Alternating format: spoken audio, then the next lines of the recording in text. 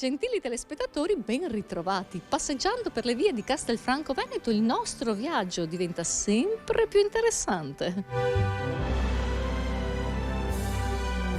Questa nuova puntata porteremo nelle vostre case una storia antica, ma sempre attuale. La storia del Natale, delle sue luci, dei suoi colori, dei suoi alberi, dei suoi presepi, ma anche la storia di gente di buona volontà e di grandi idee, sì. Perché le buone idee bisogna avere il coraggio di saperle riconoscere, perché il mondo continui a essere meraviglioso. L'abbiamo lasciato nella scorsa puntata, eccolo il teatro, e proprio da qui partirà un nuovo racconto, quello del presepe.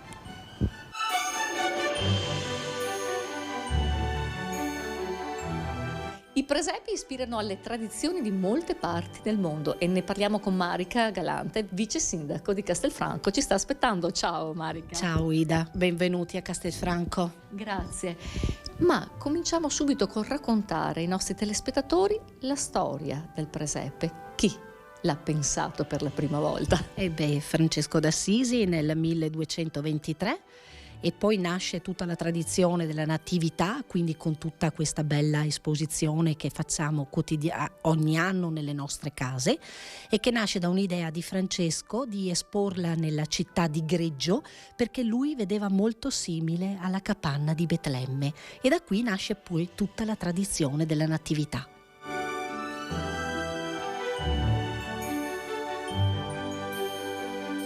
Signora Laura, buonasera. Buonasera. Questa mostra nata quanti anni fa?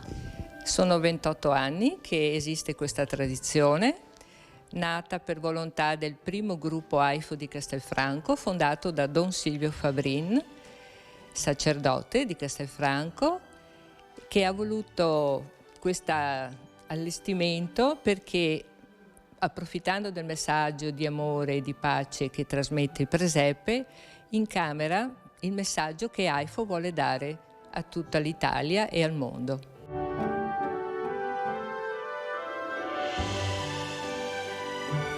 E qui abbiamo un presepe sulle rovine della chiesa di Santa Sofia, nota come chiesa vecchia metropolitana in Bulgaria. Vedi Ida, questo è un altro presepe che ha una grande particolarità ed è fatto completamente in tessuto, tutti tessuti pregiati che vanno dall'oro, vanno dal color crema, dalla porpora, insomma tutta una preziosità in questo splendido presepe.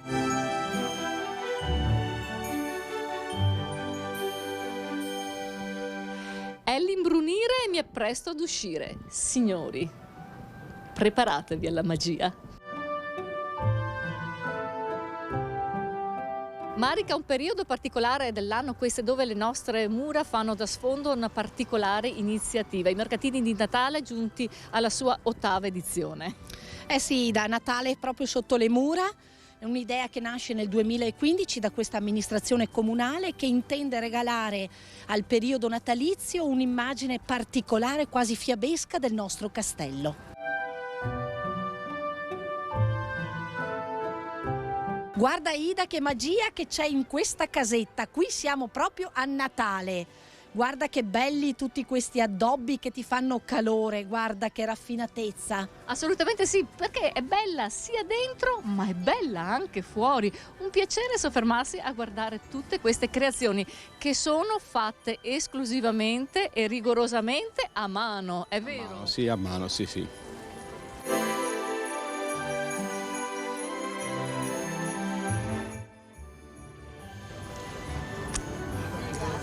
Marica, ma ti sembra che a Natale possono mancare i ciuccetti, i dolcetti? Ma questi sono particolari. Guarda, però. Ida, questi sono speciali, è tutta frutta secca caramellata, guarda che bontà, fatta a mo' di spiedino. E quindi oltre che buoni, pure belli. Sì, sono anche belli da vedere questi e buonissimi. Non possono mancare gli chalet dedicati alla bigiotteria, ai piccoli regali, Marica. Sì, qui siamo tutto al femminile, Ida. Guarda, collane, braccialetti, tutto quello che sluccica, così si dice.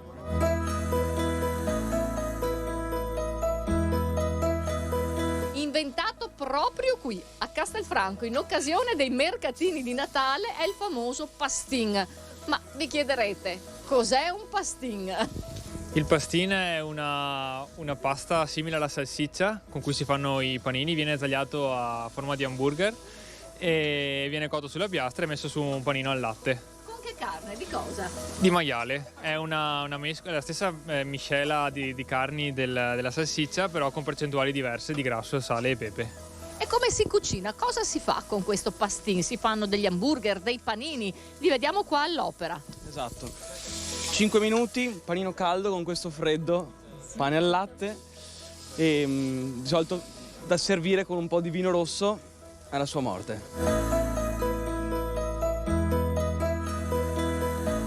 Vediamolo. Che profumino che senti? È molto buono. E il pane deve essere al latte. Pane fresco, bello morbido, lo mettiamo a scaldarsi un pochino e a quest'ora poi con un po' di vino rosso è una meraviglia. Sempre aria di festa qui a Castelfranco. Cosa si mangia? Cosa si beve qui ai mercatini? Beh, puntiamo ai prodotti tipici locali, eccellenze del nostro territorio, direi. Sì. E poi si sa, da buoni veneti il buon bere non manca mai. Quindi noi andiamo giù del classico bombardino, no? Il vin brûlé, poi accompagnato anche da eccellenze fuori regione. Abbiamo visto le frittelle, i cannoli e quant'altro. Sai che le frittelle e i cannoli ancora mi mancano. Sono arrivata al pastin, al vin brûlé, al buon vino, ma ancora le frittelle mi mancano. Ci sono anche queste ai mercatini.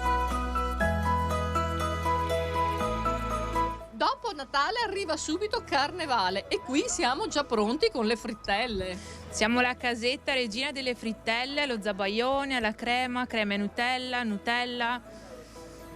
E con cosa si possono mangiare queste frittelle? Cosa chiedono? Chiedono una buona cioccolata calda con la panna. Assolutamente, quella è l'ideale. Quella ci vuole, ci sta. Ciao ragazzi, che bella che è Castelfranco, è la prima volta che venite qua? No, vengo ogni anno, però la prima volta quest'anno che vengo al mercatino in Natale. Da dove arrivate? Trieste. Da Trieste. Come ti sembra Castelfranco illuminata a festa? Bellissimo. Magica. Magia. Mr. Luis, cosa offre lei in questa casetta? Ovviamente da bere e da mangiare, perché il motto della casetta è bere, mangiare e ciaccolare. E quindi che tipo di vino qui mi stai servendo? Tanto per Adesso cominciare così. Le servirò un prosecco normale di una ditta qua dalle nostre parti ed è una bollicina.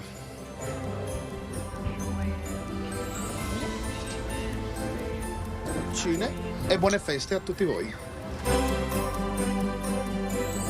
Com'è vivere Castelfranco? È nel periodo bellissima, è natalizio? una città stupenda, piena di vita, hanno fatto un'atmosfera veramente molto calorosa e natalizia ed è veramente bello stare qui, c'è un'atmosfera veramente bella. Facciamo gli auguri ai nostri telespettatori. Auguri a tutti quanti!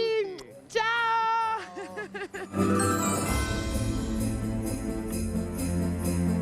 Castelfranco che si veste a festa, quello che mi colpisce è la sua luce. Sì, da Castelfranco cura sempre in modo particolare quelle che sono le luminarie natalizie. Tutto questo perché? Perché Castelfranco in questo periodo dell'anno diventa ancora più bella, ancora più magica, ancora più spettacolare, più fiabesca. Questo è il termine giusto. Niente è a caso, le luci come le casette che hanno un suo percorso. Sì, le nostre casette sono simili alle statuine del nostro presepe, tutte incastonate, tutte posizionate in modo particolare.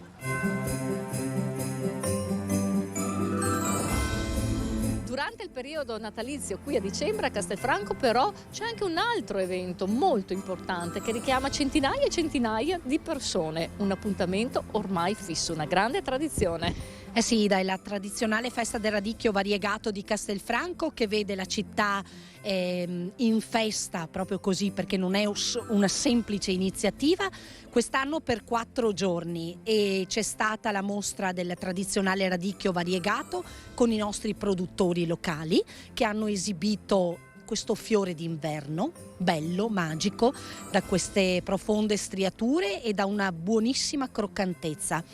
E poi c'è la possibilità di assaggiare tutti i piatti a base di radicchio che sono stati curati dal Consorzio Ristoranti del Radicchio.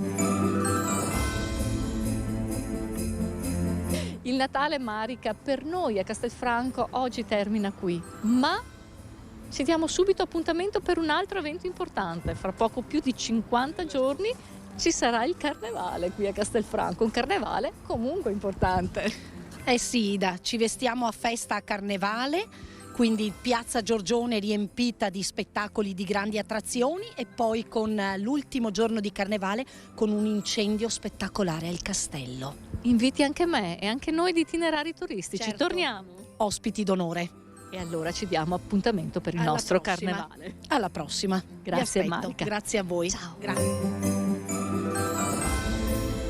Il Natale muove una bacchetta magica nel mondo ed ecco, tutto è più dolce e più bello qui a Castelfranco Veneto. Grazie, gentili telespettatori, di essere stati in nostra compagnia. Vi do appuntamento alla prossima puntata di Itinerari Turistici e vi ricordo, se avete piacere rivedere le nostre puntate, potete farlo sul nostro sito www.medianordest.it nella sezione Produzioni. Grazie, buona serata e naturalmente vi aspetto alla prossima puntata.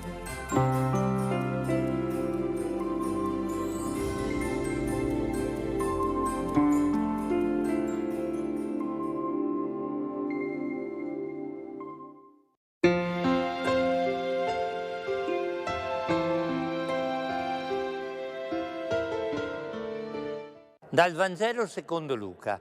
In quel tempo i pastori andarono senza indugio e trovarono Maria e Giuseppe e il bambino adagiato nella mangiatoia. E dopo averlo visto, riferirono ciò che del bambino era stato detto loro. Tutti quelli che udivano si stupirono delle cose dette loro dai pastori. Maria, da parte sua, custodiva tutte queste cose meditandole nel suo cuore. I pastori se ne tornarono, glorificando e lodando Dio per tutto quello che avevano visto e udito, come era stato detto loro. Quando furono compiuti gli 8 giorni prescritti per la circoncisione, gli fu messo nome Gesù, come era stato chiamato dall'angelo prima che fosse concepito nel grembo. Dal 1966, il primo giorno dell'anno, si celebra la giornata mondiale della pace. È stato Paolo VI ad istituire questa ricorrenza.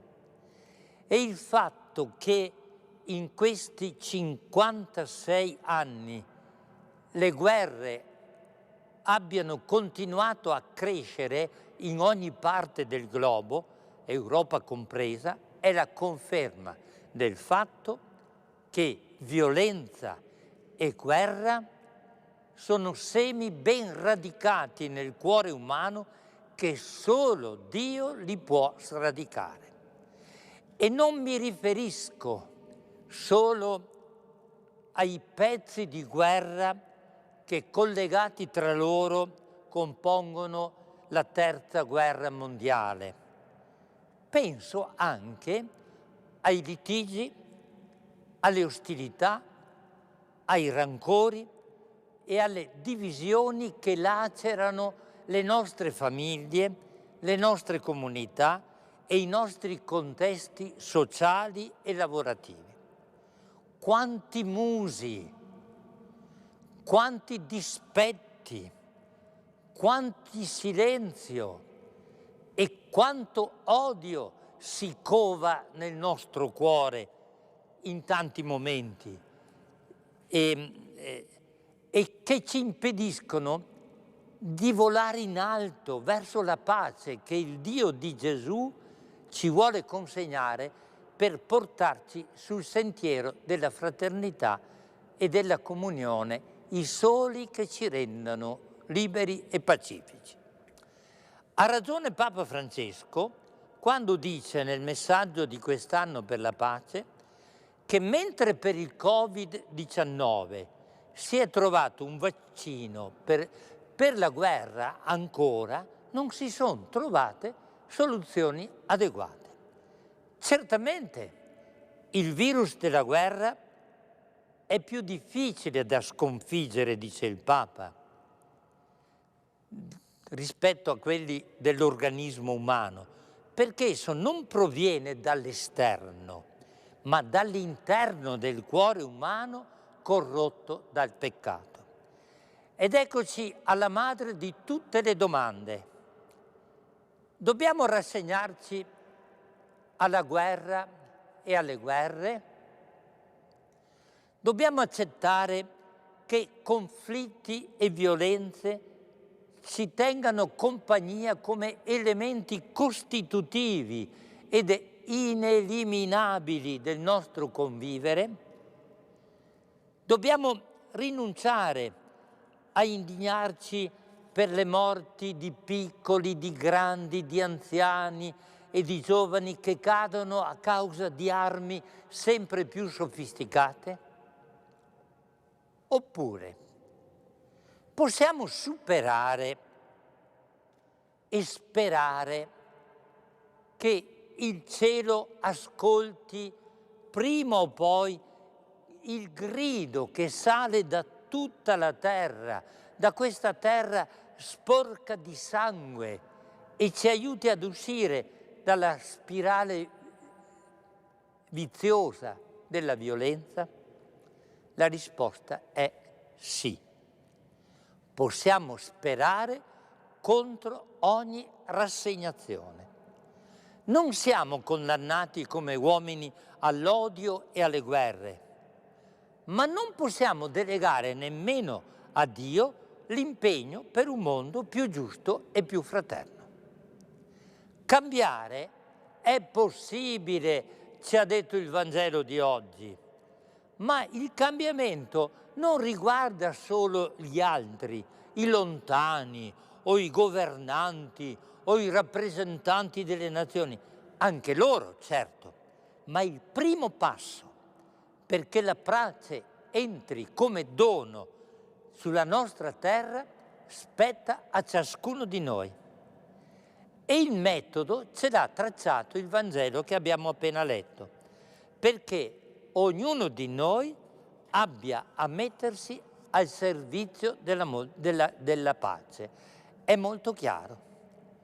Tutto parte dal coraggio di ascoltare ciò che il Signore ha da dirci di insolito e di inatteso.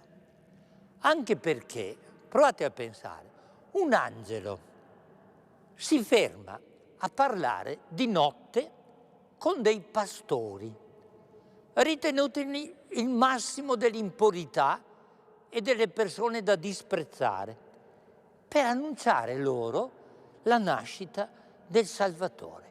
Questo fatto ha dei tratti dell'incredibile, ma è questo il primo passo che dobbiamo osare.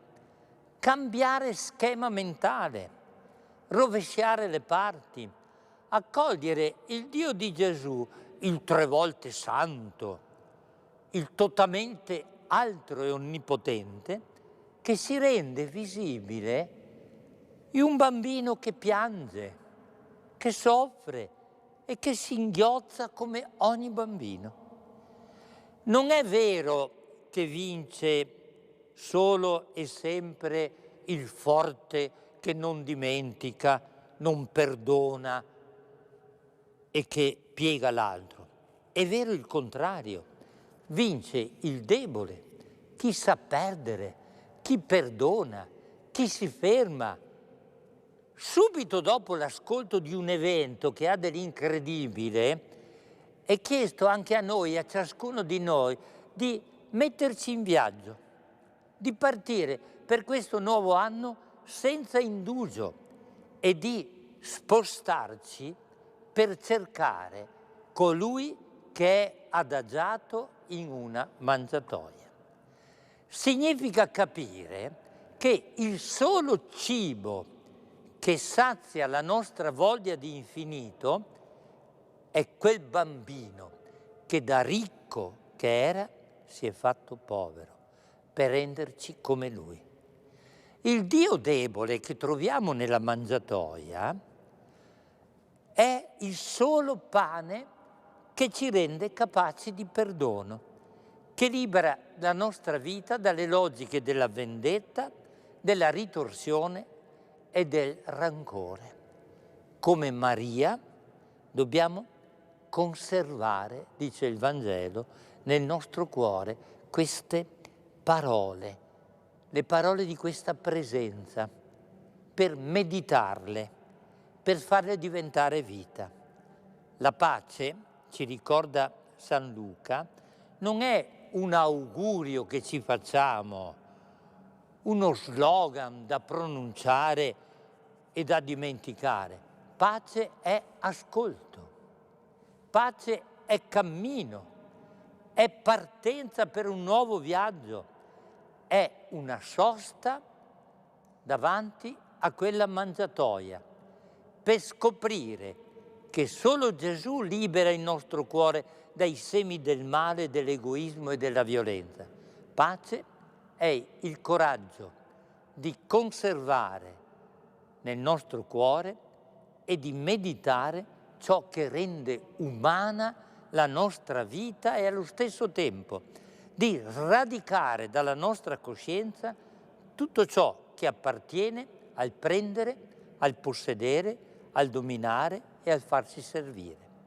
Se questo accade, e inizia già oggi, il 2023 sarà certamente nel segno della pace. Buon anno a tutti e a ciascuno. Caro Gesù, non ci avevo mai fatto caso, ma appena nato ti hanno messo in una mangiatoia e sei nato a Betlemme, che come ci ha detto la catechista vuol dire casa del pane. Adesso mi è più chiaro perché hai detto che il solo modo per essere felici è farsi pane per gli altri, perché tu lo hai vissuto, questo messaggio, fin dalla nascita. La sola volta che hai rifiutato il pane è stato nel deserto, quando il diavolo lo offriva per te solo. Ma tutte le volte che hai visto folle di persone affamate, tu non le hai mai mandate via a stomaco vuoto, ma hai moltiplicato per loro non solo il pane, ma anche i pesci. E poi, nell'ultima cena, ti sei fatto pane per restare sempre con noi e per darci la forza di diventare anche noi buoni come il pane. Sei forte, Gesù. Bravo, grazie e buon anno.